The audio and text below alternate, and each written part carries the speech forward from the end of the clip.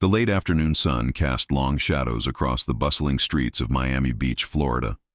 The air was thick with humidity, carrying the scent of saltwater mixed with exhaust fumes and street food.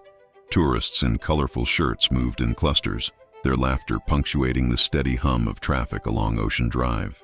On the corner of 8th Street and Collins Avenue, beneath the faded awning of a closed storefront, sat Michael Torres.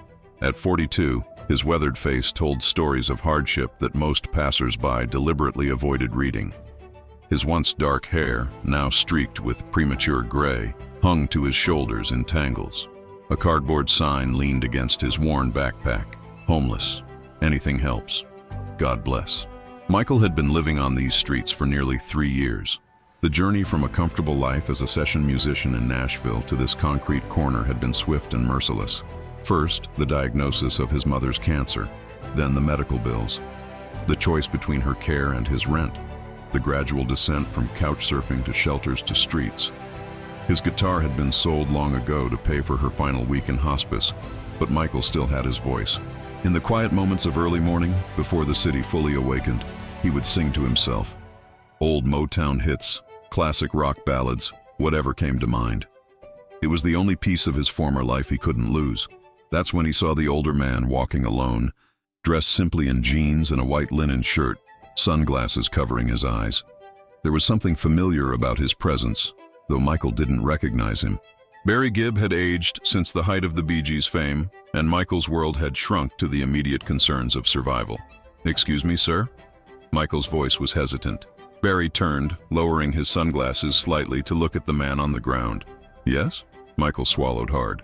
"I know this is strange, but I used to sing. I mean, really sing. I was a musician before everything fell apart. Would you mind if I sang something? Just for a minute. I need to feel like myself again." Barry studied the man before him. Something in this man's eyes, a desperate sincerity, a flicker of something not quite extinguished, made him pause. "What's your name?" "Michael. Michael Torres." "Michael," Barry repeated, extending his hand. "I'm Barry." They shook hands, and in that moment, Michael felt a rush of human connection he'd been denied for so long. Not pity, not charity, just recognition. "All right, Michael, let's hear what you've got." Michael stood, closed his eyes, drew a deep breath, and began to sing, "How Deep Is Your Love." His voice, unused to such volume after years of whispered morning serenades, cracked slightly on the first words, but then found its footing.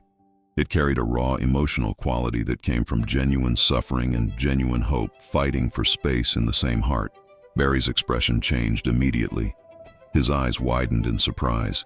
This wasn't the voice of a drunk or a fantasist. This was a trained singer, someone who understood phrasing and emotional delivery. Damaged by time and circumstances, yes, but unmistakably real. As Michael reached the chorus, Barry did something unexpected. He joined in. His legendary falsetto wove around Michael's voice in perfect harmony. The blend was immediate and natural. Michael's eyes flew open in shock, and for the first time, he truly looked at the man singing beside him. Recognition crashed over him like a wave. Barry Gibb. He was harmonizing with Barry Gibb on a street corner in Miami Beach. People began to stop, first one, then two, then a small crowd forming around them. The pure, unexpected beauty of two voices, so different in their journeys but united in this moment, created something that transcended their circumstances. When the final notes faded, there was a beat of silence. Then applause erupted. Michael stood there, trembling, tears streaming down his face. Barry's eyes were wet too. "You weren't lying about being able to sing," Barry said quietly, his voice thick with emotion. I didn't know it was you." Michael stammered. "I know. I could hear it in your voice. You needed to be yourself again." Barry raised a hand to the growing crowd. "This is Michael Torres, and he's a hell of a singer. Do you have somewhere to stay tonight?" Barry asked. Michael hesitated. "I have a spot." "It's okay." "That's not what I asked." "No, I don't have a home." Barry nodded slowly. "Come with me. We need to talk. Let me buy you dinner. We'll figure out the rest after. I'm not exactly restaurant ready. Then we'll go somewhere that values people over presentation. Come on." Barry led Michael to a small Cuban restaurant called La Rosa Blanca, run by his friends Rosa and Vicente Martinez. They welcomed Michael without judgment, serving them generous plates of ropa vieja, black beans and rice, and plantains. Over the meal, Michael shared his story.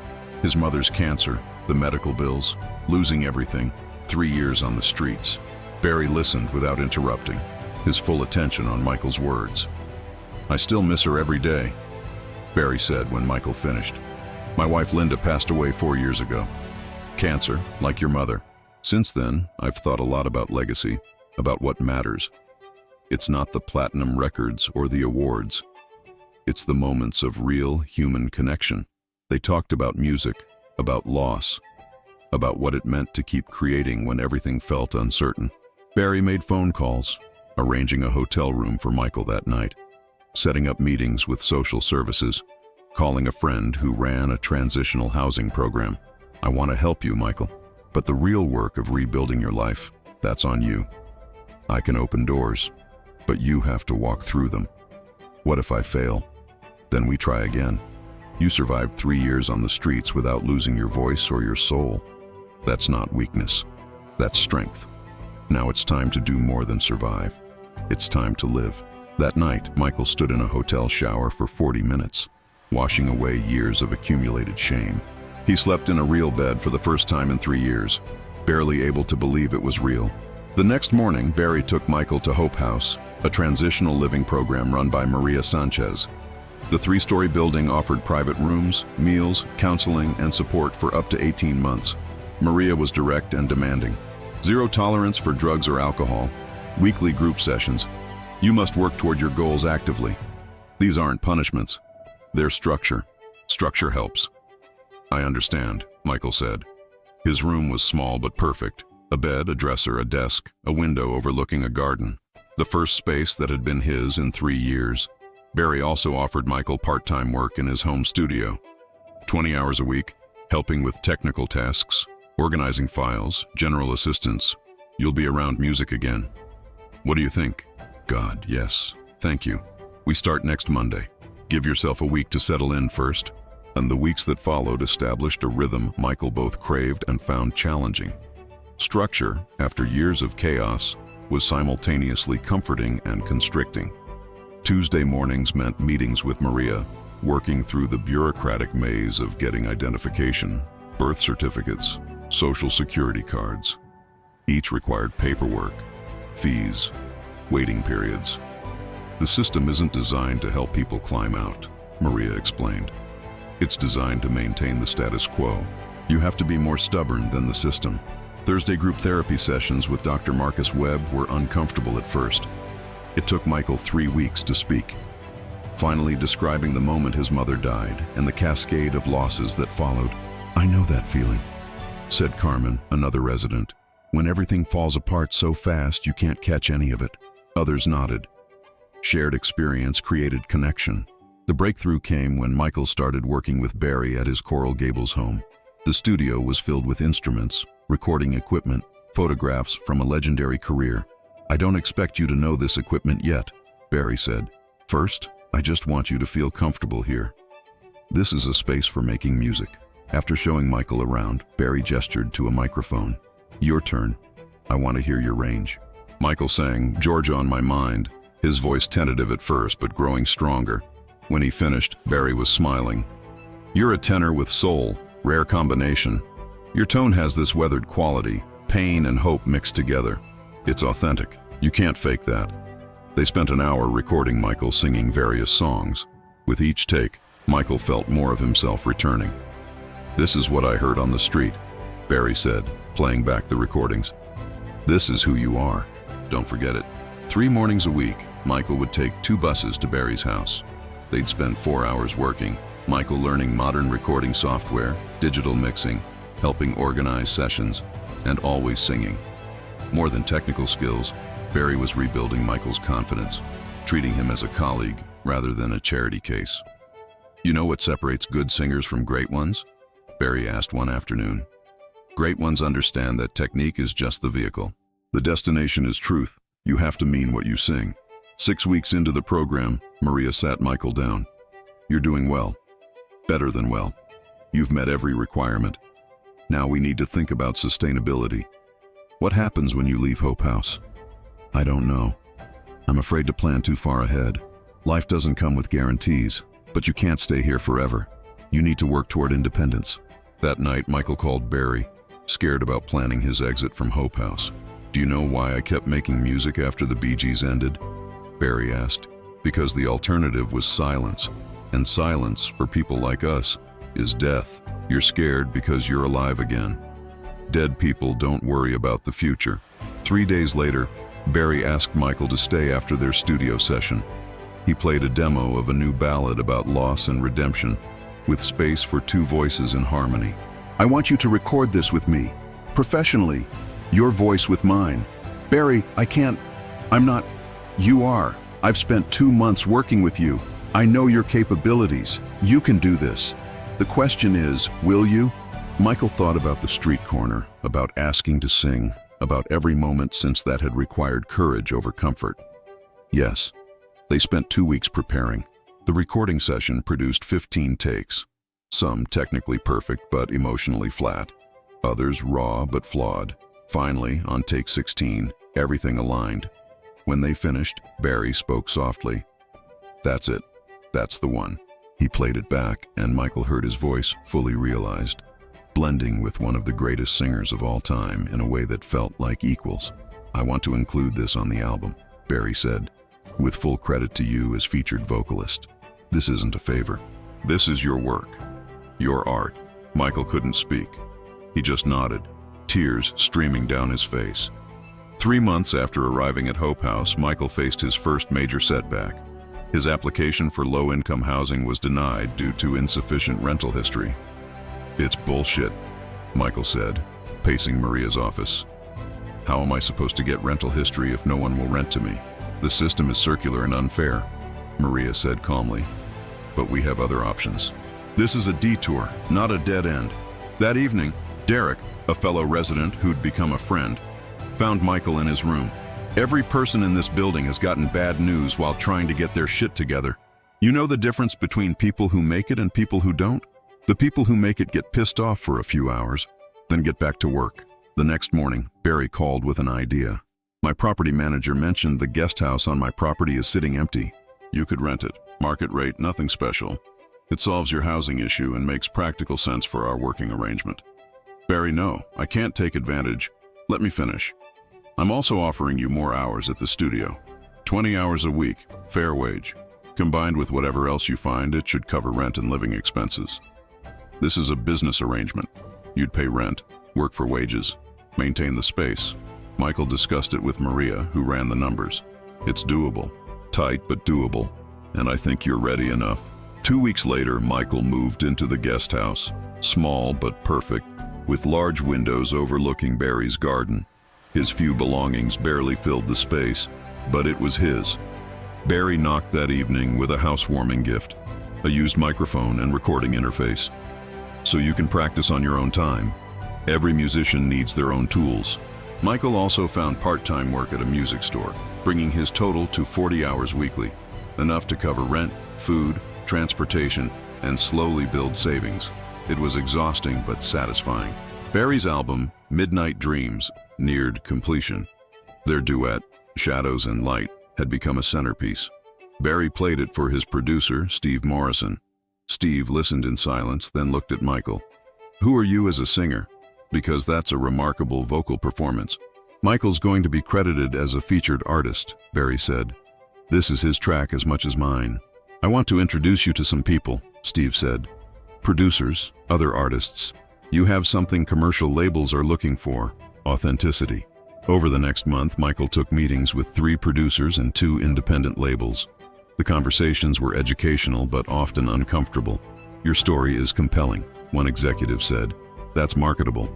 I don't want to sell my homelessness, Michael said firmly. I want to sell my music. He discussed it with Barry. The industry is complicated. Your story matters. People connect with artists who've lived. But you're right that the music has to stand on its own. It's a balance. You get to decide what parts of your story you share and how. Just don't let anyone else write your narrative. Michael declined the label offers but accepted production work through Steve's network. Background vocals, co-writing sessions, demo recordings. Steady creative work that built his portfolio without requiring him to commodify his past. He also began volunteering at Hope House, running music therapy workshops, teaching residents basic skills, helping them write songs about their experiences. "This is important work," Maria told him. "These people see themselves in you. You're proof that recovery is possible." 4 months after moving into the guest house, Michael had established stability. Then Barry's album released to critical acclaim. NPR's music critic wrote, "The standout track, Shadows and Light, features newcomer Michael Torres in a duet that showcases profound emotional intelligence. Torres's voice carries the weight of lived experience. The attention was disorienting. Interview requests, collaboration offers, people wanting to hear his story. Michael learned to navigate what felt genuine versus exploitative. But what paralyzed him was Barry's suggestion about working on solo material. "What do I have to say?" Michael asked. "Who am I as an artist beyond my past?" "Stop trying to write what you think you should write," Barry said. "Write what's true." That night, Michael forced himself to be honest about his feelings. Fear of success, guilt about having more than people still on the streets, anger at failed systems, gratitude for second chances, confusion about his identity. From that emotional inventory came his first complete original song in 5 years, Between Stations, about existing in transition, being neither here nor there. The uncertainty of rebuilding without knowing if the foundation would hold. When he played it for Barry, his hands were shaking. Barry listened, then nodded. "That's it. That's your voice. Honest, vulnerable, true. Record a demo." Steve listened and immediately made calls. Within a week, Michael had 3 labels interested. One executive, Rachel Morrison from True North Records, took a different approach. "I'm not interested in selling your story," she said. "I'm interested in your songs. What I heard in Between Stations is an artist finding his voice, not a homeless man making good." She offered fair terms, modest budget, creative control, revenue split, ownership of masters. After consulting with everyone he trusted, Michael signed. The EP project consumed 3 months. Michael wrote constantly. Songs about resilience, about invisible people, about rebuilding identity, about gratitude for overlooked things. Barry co-produced but let Michael lead creatively. Some days Michael felt like an imposter. Other days, invincible. Dr. Webb helped him navigate the emotional turbulence. "You're experiencing the common anxiety of success," Webb explained. "After years of survival mode, your nervous system doesn't know how to process stability. You build evidence, it won't fall apart. Your brain will catch up." The EP, titled Between Stations, was completed with 5 songs. True North organized a release event at an intimate Miami venue. Michael would perform all 5 songs live. The night of the event, Michael stood backstage trembling. Barry found him. "You're not performing for critics. You're performing for every person who's ever felt invisible, who's ever had to rebuild from nothing. Sing for them." Michael walked on stage and saw familiar faces: Maria, Derek, Carmen, Eddie, Rosa, Vicente, Steve, Rachel, and Barry in the front row. His people. He took a breath and began to sing. By the time he reached the final song, Forward Motion, the room felt charged. People were crying. When the last notes faded, the room erupted in applause. A young woman approached afterward. "I'm 6 months out of a shelter. Some days I can't believe I made it. Hearing your songs tonight reminded me I'm not crazy for being scared while also being grateful." Michael took her hands. "You're not crazy. You're strong. Keep going." Barry appeared at his elbow. "That right there? That's why we make music. For moments like that." The EP released digitally to modest but positive reception. More importantly, Michael began hearing from people, messages sharing their own stories of recovery, of struggle, of feeling unseen. Each reminded him his music was connecting. But success brought complications. A journalist wanted to photograph Michael on the street corner where he'd met Barry, recreating the moment. Michael refused. "I'm not a curiosity. I won't perform my homelessness for clicks." A talk show wanted to book him, but only if he'd bring someone currently homeless on stage to show the contrast.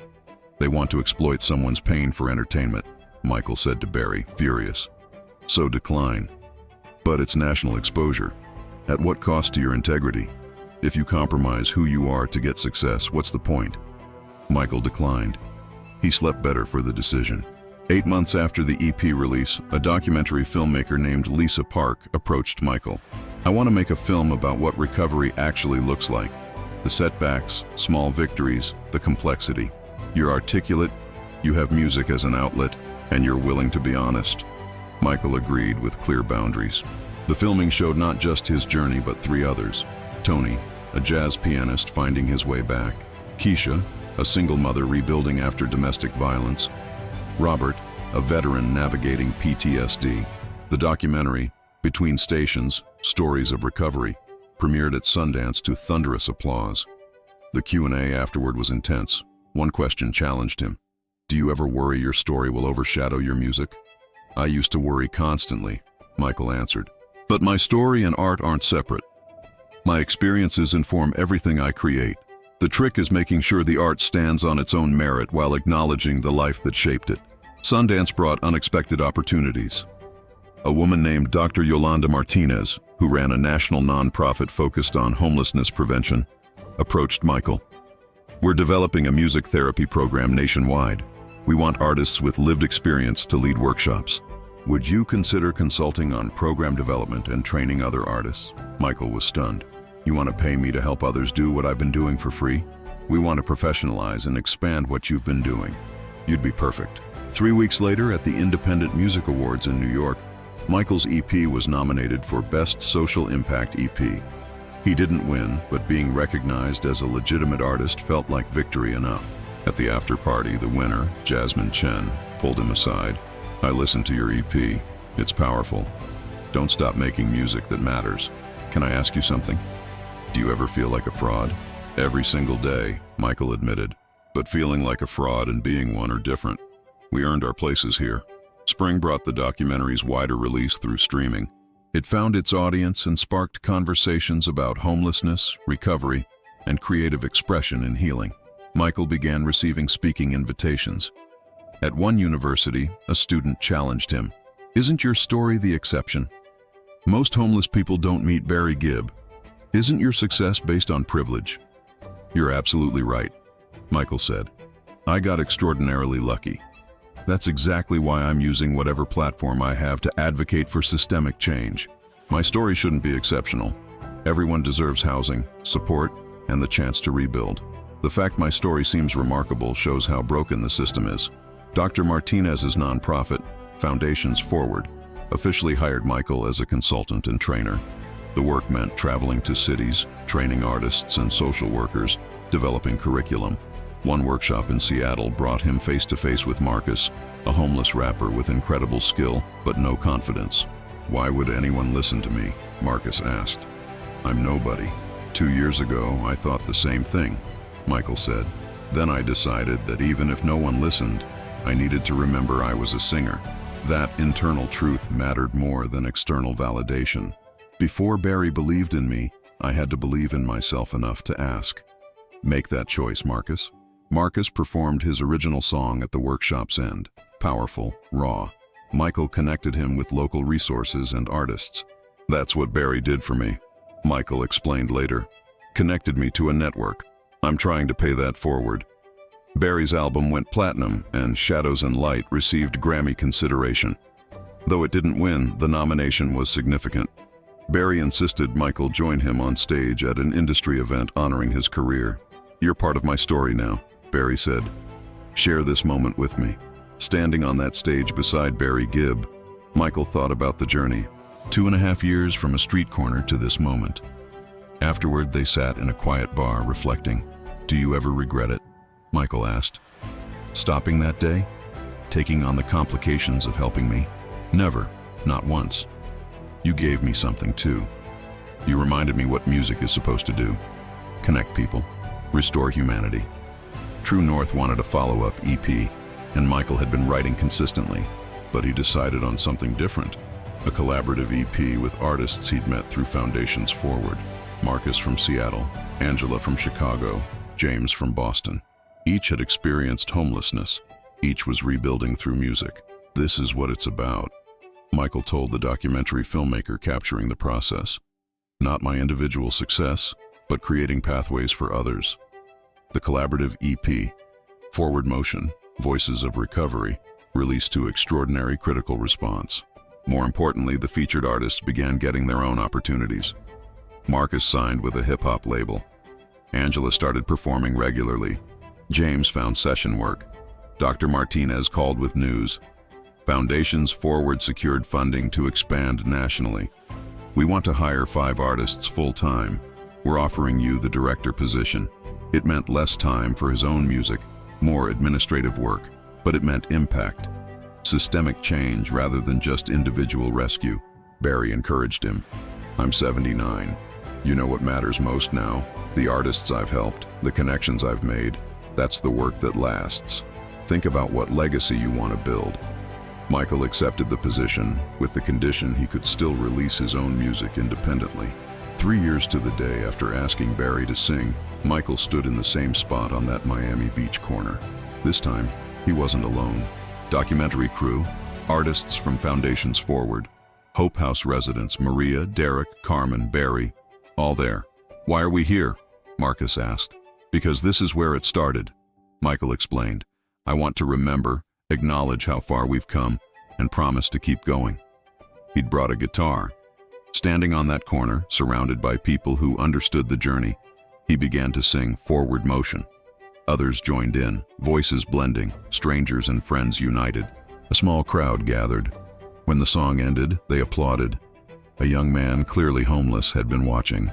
He approached tentatively. That was beautiful. Are you somebody? Michael smiled. I'm Michael. I'm a singer.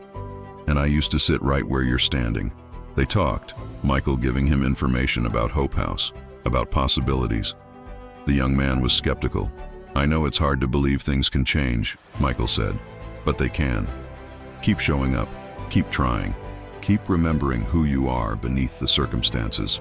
Late that evening, after most had left La Rosa Blanca where they'd celebrated, Michael sat with Barry in the quiet restaurant. What's next for you? Barry asked. The Foundation's work will keep me busy.